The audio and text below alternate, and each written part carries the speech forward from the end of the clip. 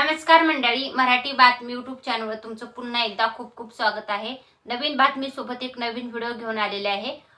बुट्ट्या गायकवाड हे जे प्रकरण आहे त्या प्रकरणामुळे सुरेश धस कशा अडचणीत आलेले आहेत त्याची सविस्तर माहिती देणारा व्हिडिओ मी तुमच्यासाठी घेऊन आलेले आहे।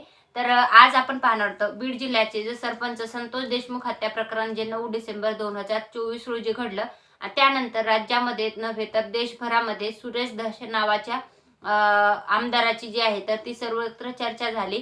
आणि हे जे प्रकरण आहे संतोष देशमुख हत्या प्रकरण हे राज्यभर गाजवण्यामध्ये किंवा मग राज्यभर करण्यामध्ये आणि न्यायासाठी मागणी करत असलेले लावून धरलेले आमदार जे आहेत बीडच्या आष्टीचे आमदार सुरेश धस जे बीजेपीचे आमदार आहेत यांनी हे प्रकरण जे आहे ते विधानसभामध्ये जे अधिवेशन होतं नागपूर येथे 2024च्या निवडणुका झाल्यानंतर जे पहिलंच अधिवेशन झालं होतं विधानसभेचं, तर त्या अधिवेशनामध्ये हा विषय जो आहे तर तो लावून धरला।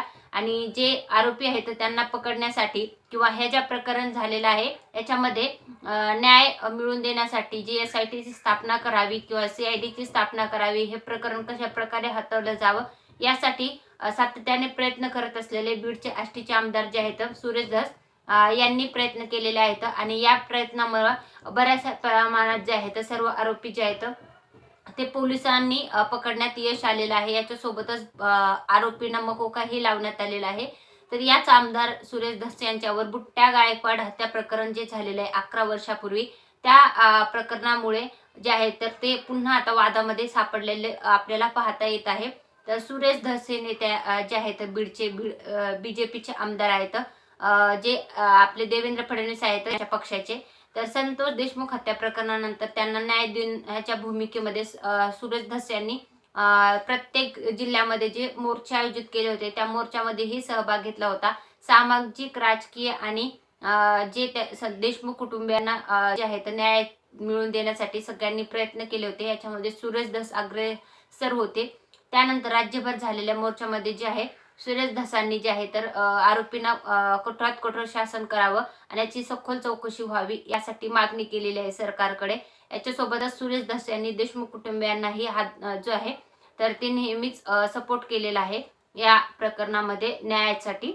त्यानंतर अवैध धंदे जे आहेत बीड जिल्ह्यातले किंवा गुंड राज्य आहे हे बाहेर काढण्यामध्येही सुरेश धस यांनी मागे पुढे पाहिलं नाहीये। त्यांनी परळी साईडचा जो पण गुंडवाद आहे तर तो सतत बाहेर काढलेला आहे। याच्यासोबतच परळी चे जे आमदार आहेत सध्याचे धनंजय मुंडे हे कृषी मंत्री असताना किंवा मग बीड जिल्ह्याचे माजी पालकमंत्री असताना जे पण घोटाळे केलेले आहेत आणि कृषी मंत्री असताना जे की सौर पंपाचे जे की घोटाळे झालेले आहेत ते उघड करण्यामध्येही सुरेश धस यांनी मागे पुढे पाहिलं नाहीये। परंतु आता हे सुरेश धस जे आहेत तर ते अडचणीत येताना दिसत आहेत। त्यांच्यावर जे शरद पवार गटाचे आष्टीचे जे नेते आहेत राम खाडे यांनी आरोप केलेले आहेत, स्वतःचं ठेवायचं झाकून आणि दुसऱ्याचं पाहायचं वाकून, असं त्यांनी त्यांच्यावर वक्तव्य करून त्यांना म्हटलेले आहे की आष्टीच्या ज्या सरकारी जमिनी आहेत ते हडपण्याचं काम जे आहे सुरेश धस यांनी केलेलं आहे, असं राम खाडे यांनी त्यांच्यावर आरोप केलेले आहेत। त्याच्यासोबतच जे आहेत सदावर्ती जे आहेत गुणरत्न सदावर्ते, ॲडव्होकेट गुणरत्न सदावर्ते आणि अजित पवार गटाचे जे भाऊसाहेब लटपटे हे जे दोन नेते आहेत, एक वकील आहेत आणि एक नेते आहेत, यांनीही धसावर बुट्ट्या गायकवाड हत्येचे जे आरोप आहेत ते केलेले आहेत।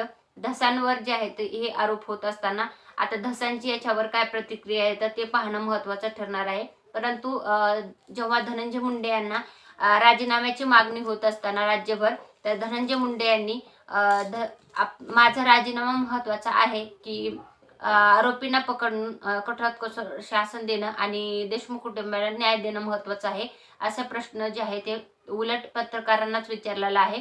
तर येणाऱ्या काळामध्ये सुरेश धस यांचं याच्यावर काय प्रतिक्रिया येते आणि या प्रकरणामध्ये नवीन आणखी काय अपडेट येते तर ते पाहण्यासाठी आपलं चॅनल सबस्क्राईब करून ठेवा। व्हिडिओ आवडला असेल तर लाईक करा आणि अशाच नवनवीन माहितीपूर्ण व्हिडिओ पाहण्यासाठी चॅनलला